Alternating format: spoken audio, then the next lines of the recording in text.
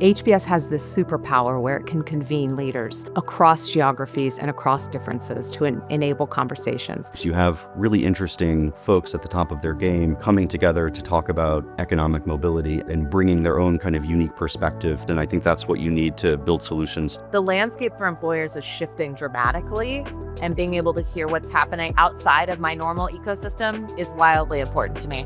To be able to hear new perspectives, new sort of visions of what you could be doing or should be doing, that was really powerful for me.